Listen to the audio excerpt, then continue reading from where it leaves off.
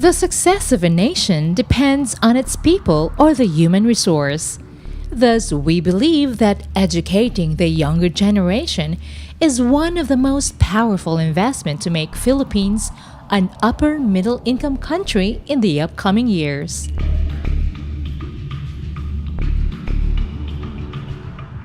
With the implementation of the K-12 curriculum, will this help minimize the out-of-school youth in our country? Today, let's get to know the feelings and thoughts of the Filipino parent about this K-12 curriculum. Is it an advantage or a disappointment to them? Let's talk about it here on Dynamic Living, the Total You.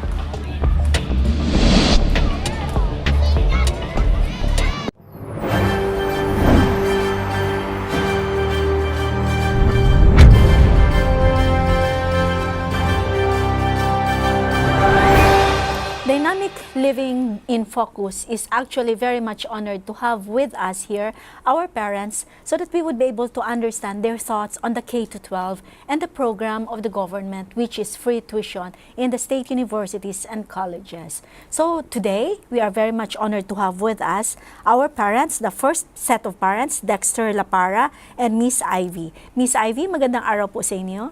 Magandang araw, Doc. And of course, Sir Dexter. Good morning po. Okay. Now, alam po natin na mahalaga ang edukasyon ng ating mga kabataan, di po ba? At isa yan sa ating mga adhikain bilang mga magulang na kailangan will be able to provide for their education, to prepare them for their future. Ilan po ba ang anak ninyo, Miss Ivy? Isa lang po. Nag-iisa. Unika iha o uniko iho? Unika iha. Alright. So, mas protective tayo kung anong mangyayari dahil babae pa yung anak natin. So, Sir Dexter, anong grade level na po yung inyong anak? Grade 9 na po siya ngayon. Grade 9 na. So, ibig sabihin, naabutan kayo ng K-12, di po ba, Miss Yes, Ivy? ma'am. So, nung nakaabot yung anak ninyo sa K-12, what were the thoughts that entered your mind? Unahin kita, Mami. Yeah, of course, parang sasabihin natin it's a waste of time kasi additional 2 years. Sana meron na siyang nagagawa sa college, nagsa-start na siya. And of course, yung finances, madadagdagan, yung gastusin. Ganun po, yung mga medyo negative pagdating sa una. Nung una ninyong nalaman na maaabutan yung anak ninyo sa K-12, Sir Dexter, yung unang reaction ninyo negative ba kaagad? Or medyo naisip ba ninyo na baka naman kailangan talaga ng anak namin na medyo ipalawig pa yung kaniyang pag-aaral dun sa lower years? Actually, nung una po, medyo syempre negative kasi it will add up additional years as yung sinabi nga po ni Mrs. But eventually, if you could see it in a much broader view, yung kasi most of the countries right now are on a K-12 Curriculum. Curriculum. But if you could see na yung standard nila for K-12 is talagang nami-meet. And hopefully, tayo yung pinaka third to the last, I believe third to the last tayong country, na makaka-follow also dun sa standard ng international standard na pag-study. So in other words, magiging beneficial siya para sa mga kabataan towards the end, lalong-lalo na with the globalization, di po ba? Magiging competitive sila when they really graduate and they'll be able to find job somewhere else. Pero kayo po ba, are you also, graduates of a 4-year degree program? Yes, ma'am. So kayo pong dalawa, no? So pareho tayo. Would you be able to say na may difference nung ating education kaysa dito sa K-12 ngayon? Medyo meron pa rin po. Parang para sa akin po, parang mas kung matutuloy yun or matatapos ng anak ko yung sa K-12 before siya mag-college, parang feeling ko mas magiging prepared siya, mas equipped kumbaga. Kasi kumbaga po, yung maturity, medyo nandyan na. Kasi kung matatapos yung K-12, more or less 18 siya before siya mag-college. So, baka yung course na she would like to take up, mas mapag-isipan niya, mas alam na niya kung ano yung gusto niya, baka mas maging maganda yung maging, hopefully, yung result. Yeah, tama yun. Kasi di ba graduate tayo ng college, 16 lang tayo. Some of us even graduated from high school, 16. Some of us even graduated at the age of 15, di ba? Yes, So ngayon, usually, pagka K-12, gagraduate sila 18, 19 years of age. So yung emotional maturity, nandun na tayo, no? Pero how has it impacted the life or the study habits of your child now na pumasok siya ng K-12? Has it, improved her skills? Has she become more motivated to attend her classes and to be more challenged to face yung mga different subjects niya? Let's start with Well, actually, medyo nagkakaroon siya ng focus. Nagkakaroon po siya ng focus when it comes to study habits. Kasi syempre, parang nabobroaden yung kanyang pag-iisip. At the same time, yung towards yung kanyang mga subjects na nakakapag-concentrate siya more. So yun yung ikinaganda na impact sa kanya. Pero is there also a negative thing to it sa anak ninyo? Has the K-12 curriculum na meron siya, nandun siya ngayon at this point, has it also harnessed her strengths? Or medyo lumalabas din yung kanyang mga weaknesses in terms of sa kanyang outlook niya sa pag-aaral? Medyo parang mas napapagod siya madalas. Siyempre, parang medyo minsan, parang tinatamad ng pumasok. Ayan, kasi parang napagod yata, lalo na medyo mahaba din yung oras sa school na ginugugol niya. So minsan parang pag walang pasok, medyo umuulan lang ng konti, wala bang pasok tomorrow? Parang ganun na yung ano niya. Siguro parang gusto niya kasi rest muna. Parang ganun po ang nakikita ko. So, siguro dahil binibigay niya throughout the week, yung best niya, yung strength niya sa pag-focus sa pag-aaral. So pag merong nararamdaman siya na magiging break, parang gusto niyang kunin na kaagad. So yun yung kanyang yun yung napansin niyo, which is I'm very thankful na you're very open about these things kasi sometimes yung mga magulang, ibig sabihin lang noon kasi napapansin niyo yung galaw ng anak ninyo with regards to her education ngayon. Ang isa pong tanong ko sa inyo, Daddy, Sir, yung bang school na pinili ninyo for your child, is it a private or a public institution? It's a private institution. So it's a private institution. Okay, so ang sa inyo bilang mga magulang, ano po ba ang inyong iniisip na dapat ibigay ng isang school in terms of in relation to the educational programs or growth of your child? Let's start with you, Mommy. Yeah, hopefully na mas ma-expose siya, mas prepared siya, let's say, makaka-catch up sila kung ano man yung tayo globally. Diba? Minsan kasi napag-iiwanan tayo globally, let's say, sa mga technologies, sa math subjects, yung mga ganun po. Hindi naman siguro kalaan sa atin na medyo we're ranking low pagdating globally, hindi lang sa neighboring countries natin. So, hopefully, mas ma-expose sila dun sa mas advanced na technology, para makahabol naman din tayo kahit papano. Sa tingin ko naman, with that, I think that's why we will be inviting our partners, the providers. We have DepEd and CHED, so they will be able to tell us ano bang program, saan ba patutungo yung educational system natin. We'll take a very short break po. At pagbalik natin, we'll continue on with our discussion here, Dynamic Living in Focus, Parents on K-12. Please stay tuned to Hope Channel.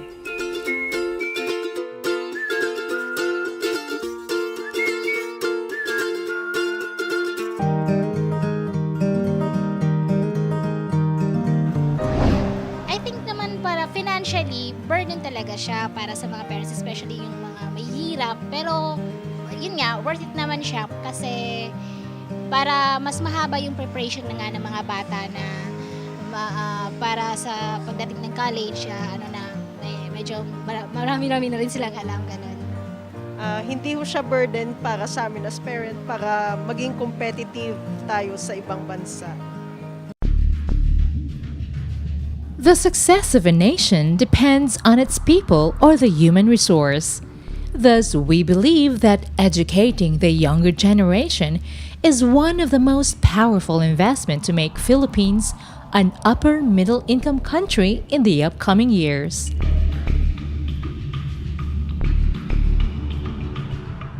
With the implementation of the K-12 curriculum, will this help minimize the out-of-school youth in our country?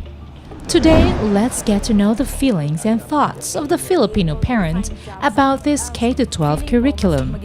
Is it an advantage or a disappointment to them? Let's talk about it here on Dynamic Living, the Total You.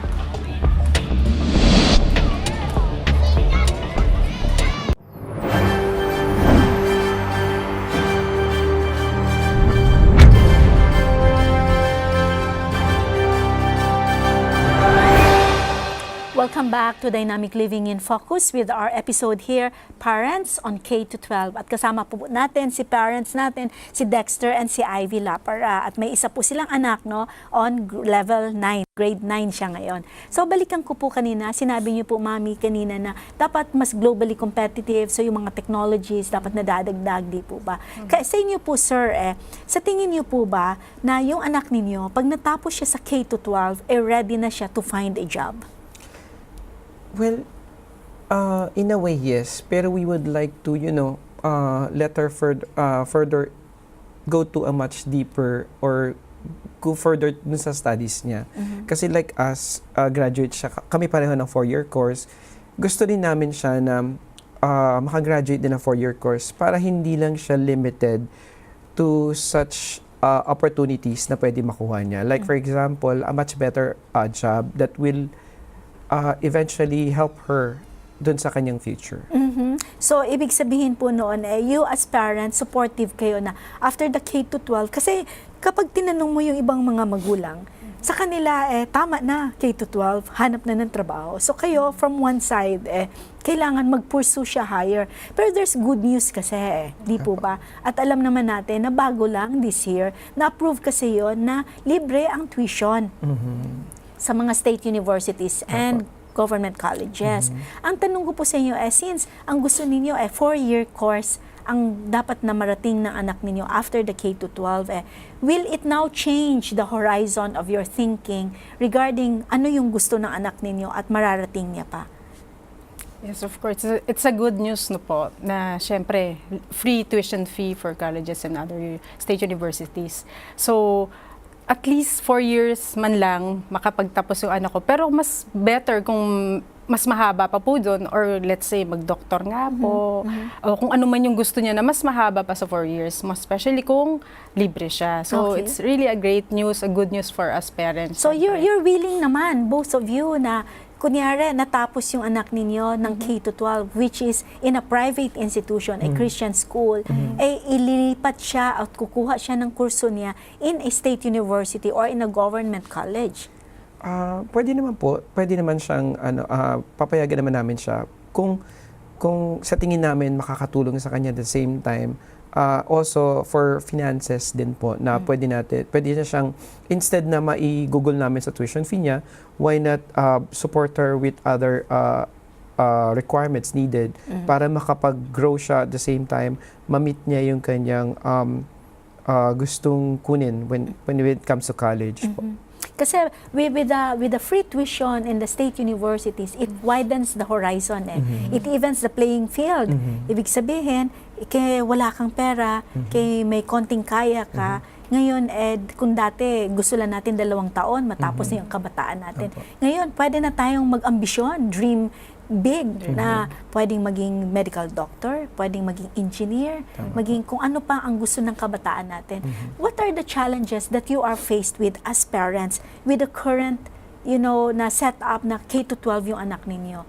Yung mga challenges na sa tingin ninyo ay hinaharap ninyo ngayon at most probably yan din ang hinaharap ng kapwa ninyo mga magulang. Yeah, of course, aside from time nga po, especially yung finances nga.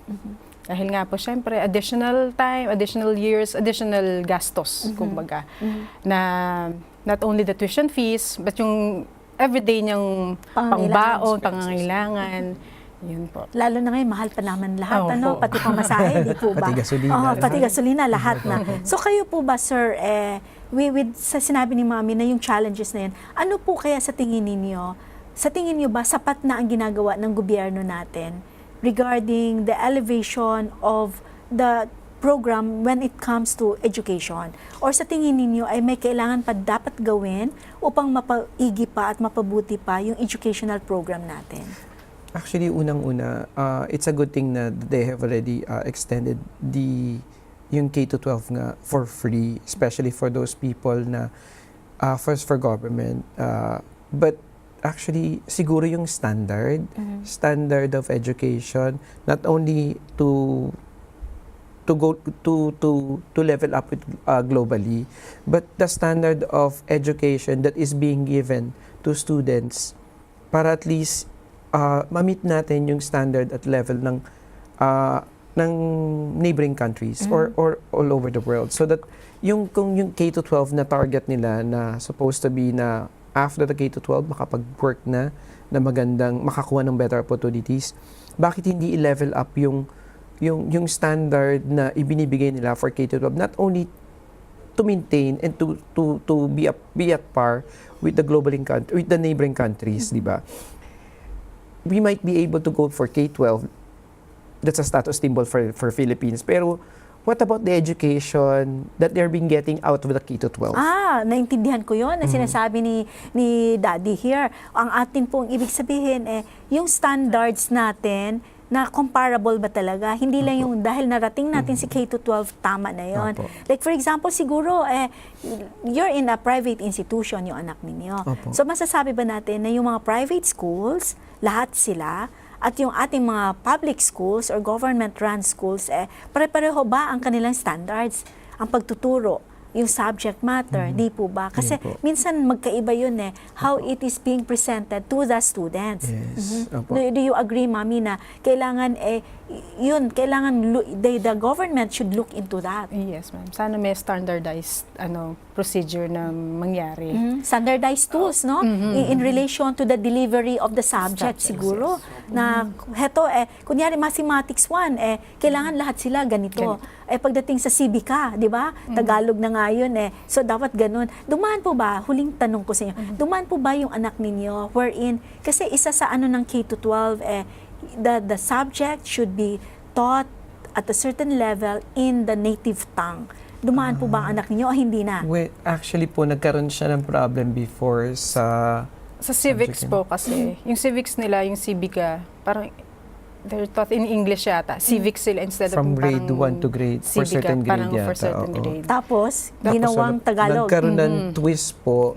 Actually, Tagalog hindi lang siya. The whole class suffered talaga, as in talagang 360. Kasi before they're being taught as in English, talaga po, as in, siyempre intindihan, tataas ang level nila. Tapos all of a sudden, nung change nila to Filipino. native tongue, Filipino po, medyo nagkaroon ng problema yung mga bata, not only yung anak namin, but yung na-classmate, the students. The entire class po talaga suffered, and talagang parang almost flank na po sila to the subject na yung wala pong dapat yun medyo medyo may transition, hindi po masyadong, hindi po abrupt dapat yung kanilang pagpalit ng from English to That's right. Kasi hindi lang po sa klase ng anak ninyo yan nangyayari. We do get to hear parents complaining na lalo-lalo na kung Ilonggo o kaya naman Bisayan, they also have to revert back to that. I think that's one of the things na kailangan the educational people up there should look into. No? Wala naman tayong ayaw, kundi they have to look into and maybe study it further. No? Yes, opo. Yung wag po masyadong abrupt na kung ngayon na pag-aralan, i-implement kagad. Siguro stage by stage para for the students also, for them to be able to cope up. Hindi naman kasi lahat ng estudyante ngayon, kagaya nga may mga iba-ibang regions, may iba-ibang dialects tayo. At the same time, yung English din, iba. Hindi rin naman masasalin kagad ng mga bata na nasanay sa English to Tagalog. Or hindi naman natin kahit na Pilipino, hirap pa rin. Tayo nagsasalita tayo ng Tagalog, pero pagka inaral natin si civica, ibang level yun na Tagalog. Yung pagkakaintindi ng bata. So ano po ang panawagan ninyo para sa ating mga government agencies handling the educational system of the Philippines. So kumbaga, ano po yung gusto nyo iparating sa kanila na heto yung aming adhikain na sana ma-address din kayo po as a mom. Just last, what you have said kanina, Doc, no? Na siguro pag-aralan mo nila ng mabuti bago nila ipatupad kung ano man. Kung standard dyan siguro kung sa public, sana ganun din sa private. Para lahat naman, hindi Para lang iisa sila, diba? Okay. Wala namang ano. What about you po? In addition lang po sa kanya, sana para at least magkaroon ng choice ng mga parents. Yung tinuturo sa public or tinuturo sa private, maging isa na lang para may option sila if they wanted to choose the public or a private for them to be able to help on their finances also. So hindi ibig sabihin magkaiba dito. Dapat iisa lang. Opo. Para may standard talaga tayong pinag-uusapan. We'll take a very short break po. And when we return, we'll continue on with our discussion with our parents here on their thoughts on K-12. Please stay tuned to Hope.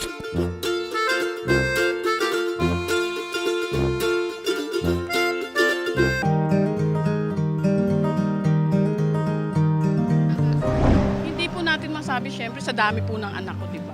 7 po kasi yung anak ko. So, sa inyo po, burden? Medyo po. Siyempre po, imbis na nag-work na sila, nakakatulong na, matatagalan pa. Para sa akin, para mahasa masyado yung bata, matuto ng mga leksyon, mga ganun, para sa kinabukasan din nila. Dagdag kaalaman sa mga bata, tsaka para ma-ready sila sa college years nila. The success of a nation depends on its people or the human resource. Thus, we believe that educating the younger generation is one of the most powerful investments to make Philippines an upper middle income country in the upcoming years.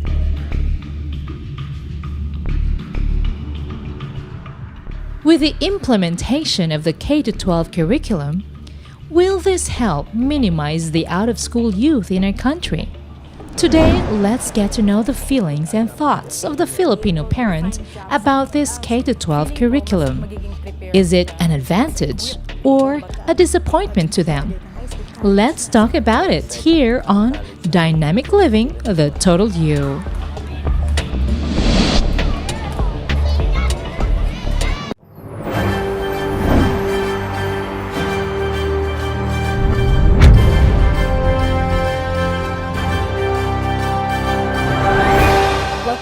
To Dynamic Living in Focus with our episode Parents on K-12. At ngayon naman po tayo nagagalak, meron naman tayong isang pares ng mga magulang who also have their children enrolled in the K-12 program. So I'd like to welcome to the show ang ating mga magulang, si Ma'am Lynn and si Sir Sonny Dilag. So magandang araw po sa inyo. Magandang araw. Okay. So heto po ang programa natin, we're talking about the K-12 and matanong ko po kayo, ilan po ang anak ninyo?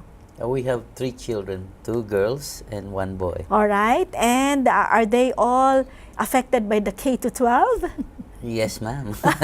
Lahat po sila ay nakapag-umpisa sa K-12. Okay, so nadali kayo, no? So si Mami, tatanungin natin, Mami, anong grade levels na ba ang inyong tatlong supling? My eldest is on grade 12. My second is my only son is grade 11 and my youngest is grade 8. Okay, so medyo talaga naman, ano? Pero nun po ba, sila ay nag-aaral where? Are they in a private school or in a public school? Lahat po sila ay pumasok sa mga private schools. Okay. Yeah. Now, so, nung malaman ninyo na ipapasok at maaabutan yung mga kabataan ng K-12, what were your thoughts? What were the thoughts that entered your mind? We'll start with Mommy. Well, since I'm a financial consultant, I need to rearrange the budget of my children in terms of education. But it's quite a challenge, but nevertheless, since we already had a previous preparation, we just need to make some adjustments. Okay, sa iyo naman, Daddy, what were your thoughts na, okay, sige, magiging K-12 yung mga kabataan, madidelay yata. So yung dreams ko na heto ga-graduate at this year, mukhang hindi mangyayari. Yeah, ang concern kagad namin is the additional burden when it comes to the financial aspects of education. Okay. Yun na. Fortunately, we were able to prepare for that contingency. So, medyo napaaga ang paggamit ng contingency, so to speak. That's true. Kasi may readjustment, realignment. Yes, ano? ma'am. But you are very fortunate kasi you have that. But we know for a fact na maraming mga magulang were taken, by, para bang nagulat sila. Kasi Yes. nga naman, nung in-implement ito, although there were already haka-haka na i-implement siya, pero parang, ang isip ng Pilipino palagi is, hindi yan mangyayari ngayon. And it so happened na nangyari nga siya. Kaya marami din who were taken by surprise. So, what were the challenges that you faced with initially nung heto na nga, andyan na tayo? So, aside sa finances, na paghandaan nyo naman yun. But were there challenges na you had to face with when you had to, parang backtrack a little bit?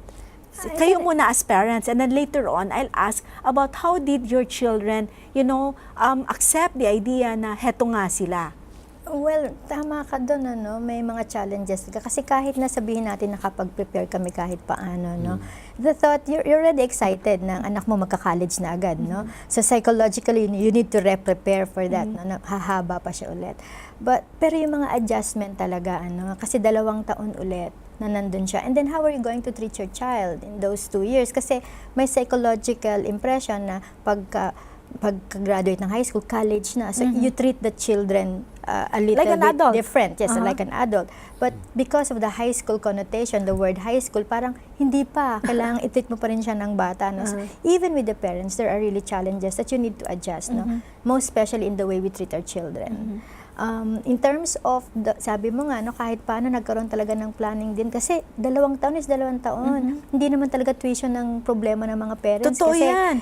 Constant yan, Ang problema talaga ng mga parents is the Miscellaneous. Yung baon, di ba? Yung pang-araw-araw. Yes, ma'am. Yung mga gastusin nila every day. And then, tama ka. You're the first parent who told me that the psychological preparation, para bang hindi mo alam kung saan ilalagay ngayon ang trato mo sa anak mo. Kayo po ba, sir, ganun din ang naisip ninyo na heto na kami. So, college na dapat yung anak namin. So, binata, dalaga na dapat. Pero heto ngayon, parang, oops, teka lang. Kasi, let's face it, when our children are in high school, di ba? Iba ang trato natin. But when they're in college, a little independent. So, binibigyan na natin sila, okay, luwagan. Oo, parang meron na kayong sariling So, kayo po. Yeah, ganun din ang ang pakiramdam ko at that time. Nung magkaroon po ng additional 2 years for the high school of my only son, tsaka yung ngayon currently my daughter is already in grade 12, our eldest daughter. So we're a bit confused din. Confused din kami. Paano ba namin tatratuhin ito? Kasi ang feeling namin high school pa rin sila hanggang ngayon. So nawala yung excitement mo na college na, medyo bigyan mo na sila ng konting slack, to become more independent, to live like they can manage on their own. So hanggang ngayon, since ang connotation namin is high school pa yan. Okay, So yung ang mga curfews nandun pa din. Yung mga bawal at mga di ba? Kasi pag high school mahigpit tayo dahil alam mo naman yun yung edad na medyo, kailangan ng more guidance kaysa kung college na sila. Alam natin yung maturity level nila, medyo okay na. So that was a challenge for both of you as parents. Pero do you think na yung mga anak ninyo also had to face some challenges on their own? And what could possibly be this? And did they share it with you? We'll start with Mommy Lynn. Yes, definitely, especially my eldest, So she's really prepared na sana, college na, And she was also asking me at the time, Mommy, why do we still need to have 2 more years, My first answer to her is that life is like that, anak, Sometimes we expect things and it don't happen because other people dictate on us. Especially so in this case, gobyerno kasi nagdikta, Kailangan 2 taon pa. Pero maganda din yon para mas makapag-transition kayo to college, All of these things is good, lalo na kung yung pupuntahan mo ay mas maipe-prepare ka dun sa mas maganda. In this case, parang nag-slow down lang. Kasi in our case before, from high school to college, sudden shift yun, You're only 16 and then you're expected to really act as an adult because it's already college, This time, when you really go to college, you're really an adult because you're beyond 18. Normally, people are graduating at the age of 18, sa high school. So, kung may K-12. So, ngayon, mas prepared ka because of that 2 years. And how did she take it? Okay naman, kasi parang mas nag-enjoy pa ngayon, which I believe somehow it does help also the K-12 for me, no, as a parent, psychologically in the preparation of the children. Kasi the 2 more years could prepare really the children to become more mature when they enter college. Okay, so very positive yung outlook ninyo, no? Which is very encouraging to our viewers, sa mga parents who are medyo nagmamaktol ngayon dahil dito sa K-12 na ito. Pero dun po sa inyong son, similar din po ba ang reaction niya with your eldest, yung daughter ninyo? Kasi mukhang mas natanggap niya yon. Pero yung anak niyo pong lalaki, did he also take it in as if kagaya ni ate niya? Definitely yes. Kasi nakikita ko, mas nag-enjoy siya ngayon. Because additional 2 years, ibig sabihin, yung mga dati niyang mga classmates, kasama niya pa rin ngayon. Since high school, from grade 7 up to grade 11, kasama niya ngayon. So nag-enjoy siya. At the same time, medyo nade-develop yung maturity niya when it comes to the life aspect of dealing with the reality na kailangan mo mag-aral, kailangan mong matutunan itong mga bagay na to prepare yourself. Okay, we'll take a very short break po. And when we return, we'll continue on with our very dynamic discussion here with our parents, Ma'am Lynn and Sir Sunny. Please stay tuned to Hope Channel.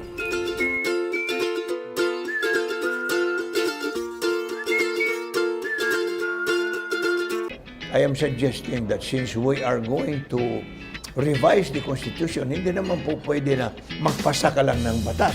Hindi biro ang mga hamong hinaharap ng isang taos-pusong public servant. Kaya kinakailangang maging matatag at malusog ang puso, isipan at lalo na ang katawan. Makakamtan ang lahat ng ito sa pamamagitan ng iyong healthy choices. Alamin ang kahalagahan ng ating mga pagpipili araw-araw. Get your copy now!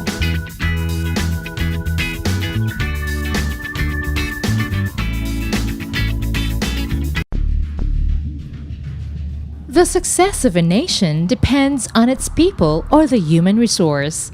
Thus, we believe that educating the younger generation is one of the most powerful investments to make Philippines an upper middle income country in the upcoming years.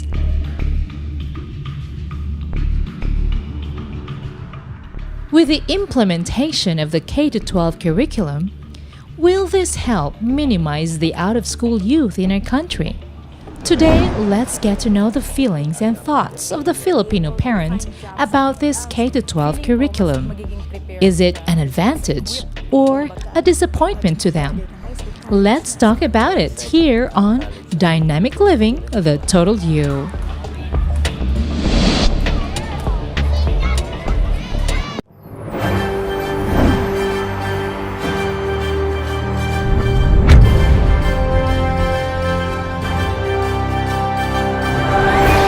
Welcome back to Dynamic Living in Focus with our parents on K-12. Andito po ang ating mga magulang, si Miss Lynn at si Sir Sonny Dilag. So balikan ko po kayo kanina. Napakaganda po yung sinabi ninyo, Sir, na kumbaga masaya ang mga kabataan kasi parang yung mga kaibigan nila andun pa rin, di po ba? Ma'am Lynn, may sinabi po kayo kanina about the psychological preparations. So anything more you would want to add to that? Probably because during the time that this was announced, medyo kasi nga medyo nakaprepare kami ng konti. Kumbaga sana yung buffer na gamit. So hindi ko masyadong problema yung tuition. But when I was looking at the parents being active in the high school association, naisip ko na marami talaga masyadong nagpo-focus sa tuition fee itself. Na on the other hand, if we are really going to look at things holistically, ganun kagabait ang Diyos kasi, He allows things to happen always for something good. For me, mabuti ito sa mga kabataan natin kasi nga mas maipe-prepare sila sa a much bigger responsibility, much bigger learnings, which requires more maturity. So, depende na lang ngayon sa pag-assist ng mga magulang in these last 2 years of high school, how to really prepare the children for this. Challenge talaga sa ibang mga magulang only because of the financial aspect, the material aspect. But if we are going to look at it on the psychological aspect, most especially for the children, it is very good because it really does prepare them to a much higher responsibility. Which brings me to the next question. Siyempre, K-12, alam naman natin na merong in-integrate doon sa bagong curriculum ng K-12, like skills development, lahat yan di ba? Ipinasok na nila doon. Do you think na kayo as parents, tama na ba na pag-graduate ang inyong mga kabataan sa K-12, they can already be, equipped to find a job somewhere and be able to be on their own? Or do you believe na heto is just the next, just one phase closer to where they are going? Ako kasi naniniwala ako sa specialization na ang isang bata na nag-acquire ng skills is just a preparation for that. So, yung college part will be the specialization, I believe. No? Hindi ako masyadong approve na kapag natapos siya ng K-12, pwede na kagad siya. But it helps when you have acquired skills and we believe that if the children is capable of doing of getting a job right after their senior high school, that's good. It's also a preparation for them. But sa amin, I believe that personally sa aming mag-asawa, we believe na yung college talaga is a very important and integral part in the education in preparation for your... So, ang next ko noon syempre, 4-year courses yan. So, are you also amenable na later on, when they want to go into a doctoral degree or in a master's degree program, so ganun pa rin magiging stand ninyo? It will still be not availment of the free tuition fee, educational assistance na binigay ng government. So, you would still go for a private institution? We wanted to. The truth of the matter is we wanted to. But the priority that we both have is the relationship with the Lord. So let's talk now about the education that you had before the K-12. Tayo, we were products of that. Na from high school, diretso tayo ng kolehiyo, di po ba? Would you say na our children now will be better prepared for their life skills, for maturity, compared to us nung, alam mo, 16 years old, nasa first year college na tayo noon So would you say na ganun ang nangyari kaya, or mas maganda heto talagang kanila ngayon? Actually, ako kasi I started working at the age of 16. So sa akin, relative kasi yung yung can they really start working? Look at Henry C., look at Lucitan. They're not actually graduates in high school. I'm not encouraging parents not to send children anymore to school, but what I'm trying to say, it is the matter of attitude, it is the matter of influencing our children into who they would become in the future. How are they being prepared to fight in this world, Yun na, kasi kailangan matuto talaga silang mag-survive, Education is important. But what is really important is if we're going to have the good attitude with that education, they will have a better future. Okay. So, matanong ko naman kayo. Do you think na the government is doing enough, or should there be something more that the government should do to help out, the general population of sending their children to school? Yeah, the government had a good head start in implementing free tuition and free education in college. It really helps a lot, especially to families who have a tight budget. Malaking bagay para sa atin yun. At I believe na they can do more by providing more free access sa mga private schools also. If they can do that, then it would really help a lot of families which and actually parents. that will be answered by our future, with our next episode, by the DepEd and the CHED, So we'll be asking them same questions that you are asking now. So I'd like to thank you for being with us here in the Dynamic Living in Focus with our episode Parents on K-12. Thank you so much. And so, dear viewers, we'd like to invite you to keep on watching and listening to us in our shows. But we know for a fact that at the very beginning, when there is change, that's always a painful process. Sabi nga natin, there is a birthing pain to it. But the K-12 program, for all intents and purposes, can be something that will mold and develop our children to become better able to face the future and be competitive enough for the globalization that is just around the corner. And so, even in the Bible, it says in James 1:5, if any of you lack wisdom, let him ask of God. Magandang araw po sa ating lahat. Dynamic living, making the best of you on fire. Dynamic living, sharing the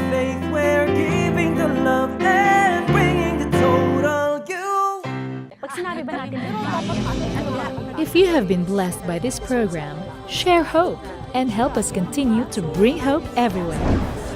Send your donations to South Philippine Union Conference through any of the bank details shown here.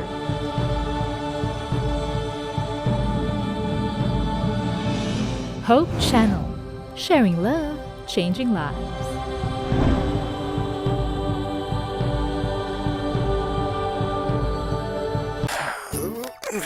Agay, maraglapad man ang akong ulo.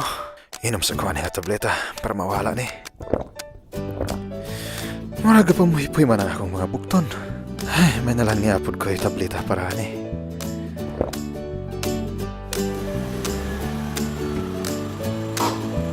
Ayay, marag wala gani may angay akong tiyan sa akong pamahaw ba? Naamapot siguro ko'y tambal para sapto sa tiyan diri. Hops! Kadali lang higala. Nahibalo ka ba nga pwede kang madaot sa dili sakto nga pagtumar og mga medisina? Tungod kay sintetika ni, kikinahanglan gayud ang medical advice sa pagtumar ni ini. Busa, sulahi usa ang natural remedies. Ang Natural Remedies Encyclopedia adunay kapin sa 11,000 ka home remedies para sa sobra sa syetisyentos ka mga balatian. Palit na sa Natural Remedies Encyclopedia. Sa Natural Remedies Encyclopedia, siguradong mas safe and healthy ka.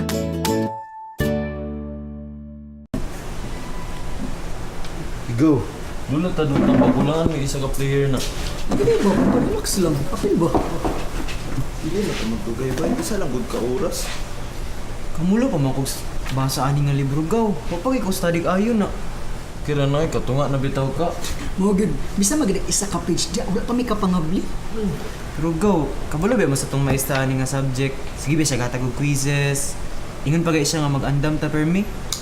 Pero ba, di ba nakapaminaw ka sa leksyon ni ma'am? Diyos, ikaw ba? Great kay ka. Ito kayo. Madumduman ni mga tanan. Sige. Isara ko oras ha?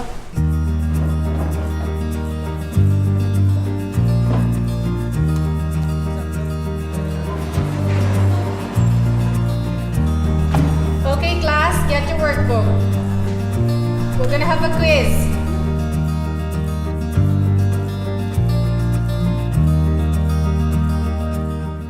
Di na kinimayo ba ka nang... Bisa ko mapya sa inyo ha, magtuon sa ako. Unsa? Ano man? Dulas sa taba ka, isa lang. Ato na tagad ta. Nag-text ako si Francis. Pwede daw siya makapil. Ta, sige, amping mo gaw.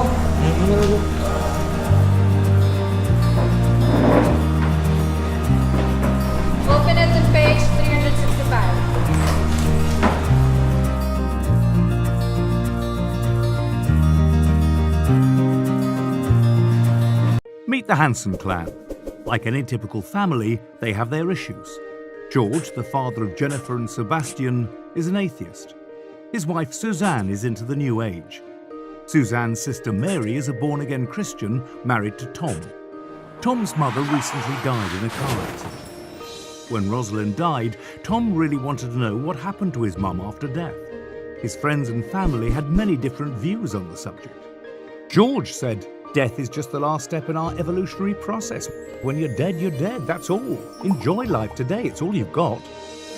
Suzanne told Tom, "This is just a new beginning for your mother. Now her soul is set free and she can come back again, perhaps as a cow or human, in the never-ending circle of life. No one ever really dies." Tom didn't like that idea too much since he's not a vegetarian. The idea that he might be eating someone's relative or even his mum someday didn't sound right to him. Tom's wife Mary said, "My dear husband, I know you must be sad, but your mother is now in heaven watching over you." At first that sounded real good to Tom, but then he wondered how much he liked the idea of his mother watching his every move now that she was in heaven. It was bad enough when he was a child.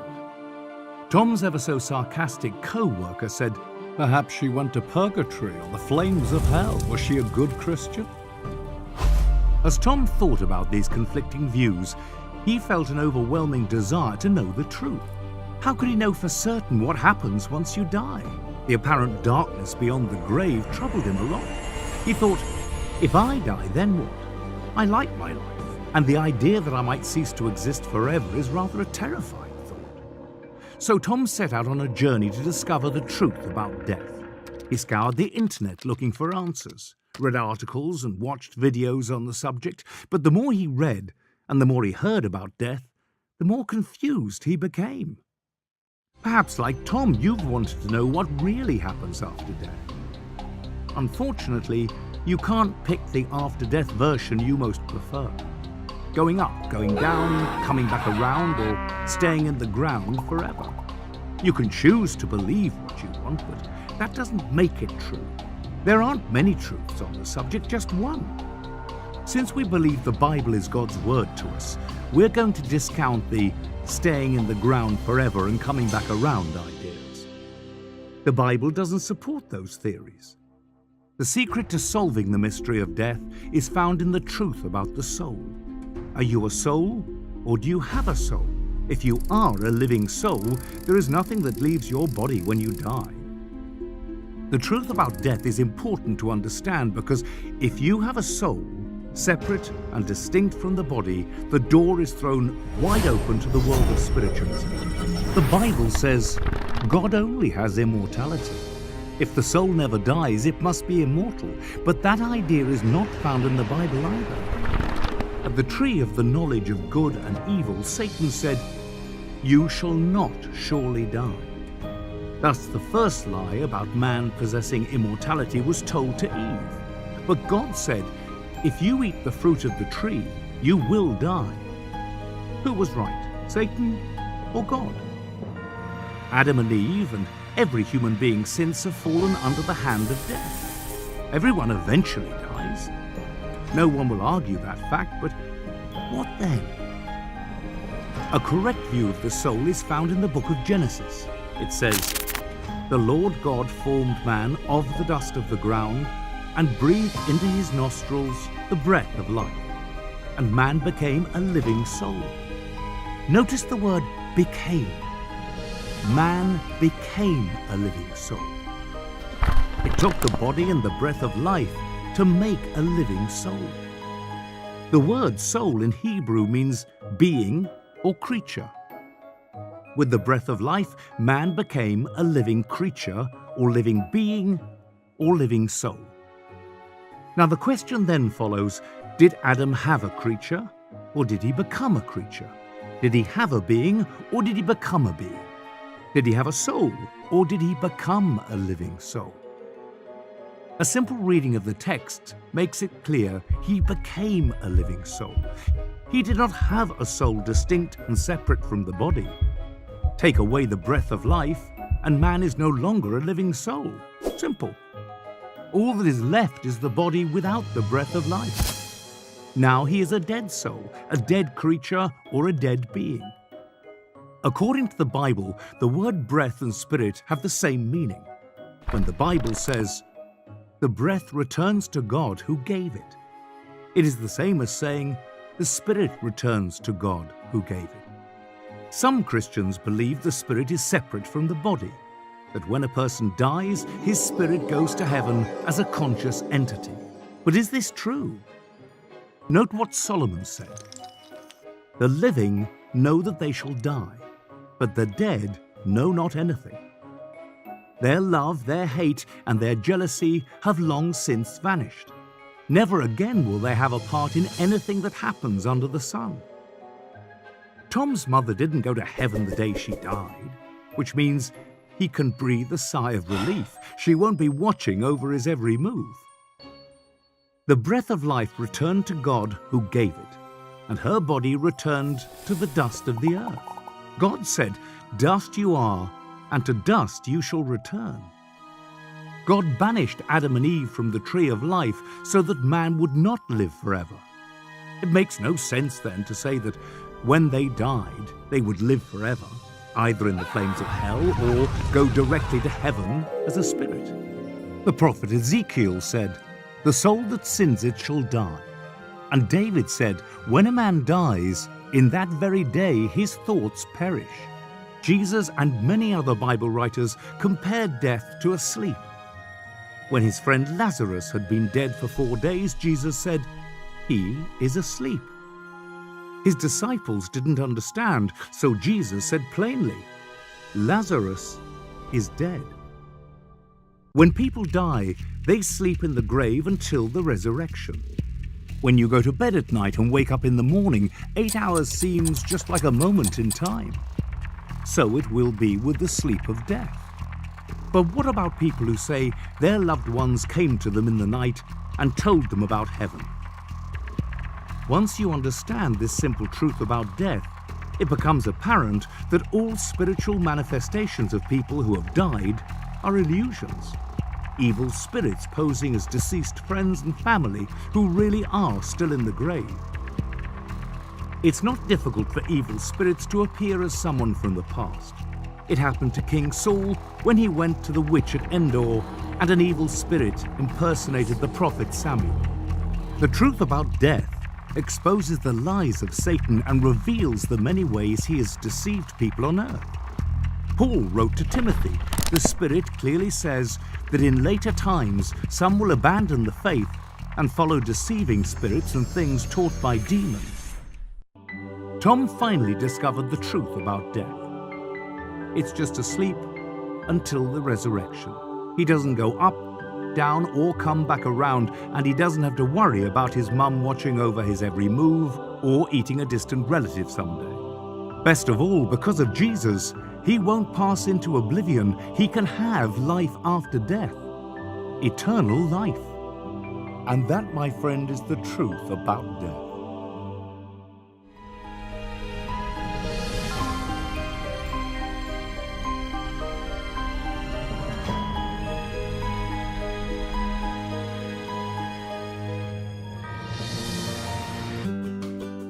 Of course. Sometimes. Why not? Yes. My brother. My mom. And of course, my dad. The policeman. Boss. My teachers. My grandpa. When I'm threatened. When he stares at me. When I hear his whistle. When they raise their voice. When they call me by my full name. Whenever he calls me like this. Hey, come on, bro. Because they're the law. He's older than me. My grade would be at stake. They're my parents. Since I'm younger than him, I'll be fired if I don't. You know. Obedience Is more than a state of being obedient.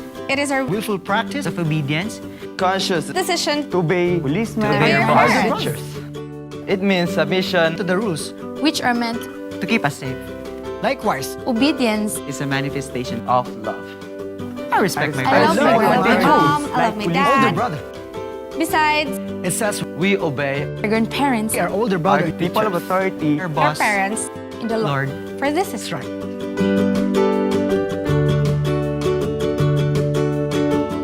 I am suggesting that since we are going to revise the Constitution, hindi naman po pwede na magpasa ka lang ng batas. Hindi biro ang mga hamong hinaharap ng isang taos-pusong public servant. Kaya kinakailangang maging matatag at malusog ang puso, isipan at lalo na ang katawan. Makakamtan ang lahat ng ito sa pamamagitan ng iyong healthy choices.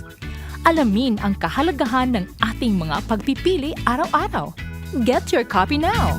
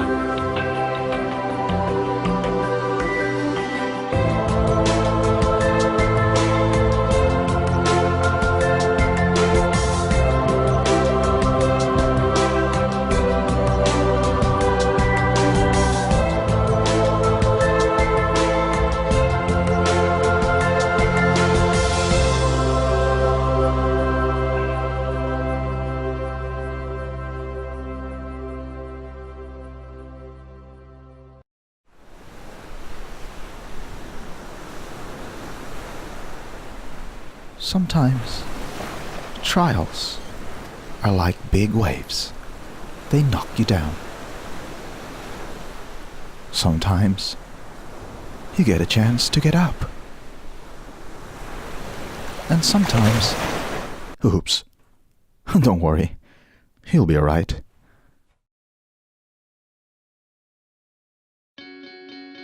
We are people, and we love to get connected.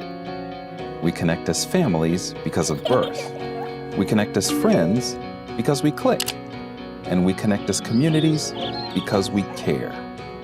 Seventh-day Adventists are people who connect in communities called congregations, which in turn connect to form conferences, who connect together to form unions, divisions, and the General Conference. Why do we connect? It starts with a connection to the Creator, who invites us on a spiritual journey. When we journey together, we can help each other along the way.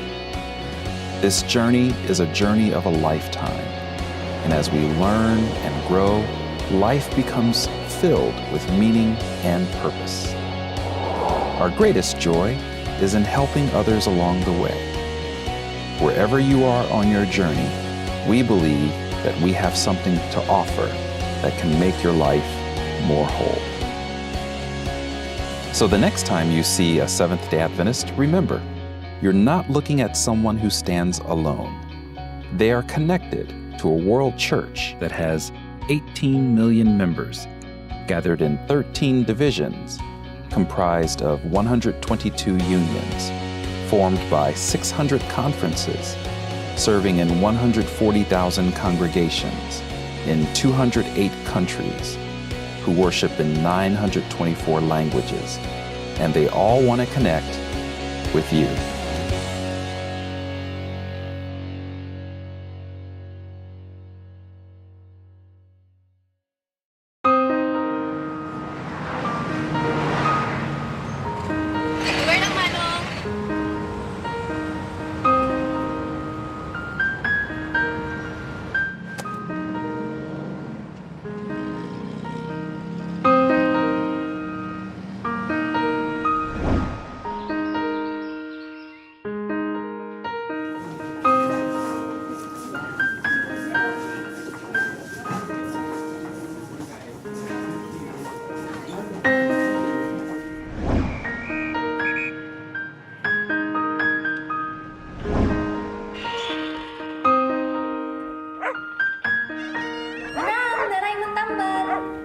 Salamat sa pagatiman sa ako lang ha.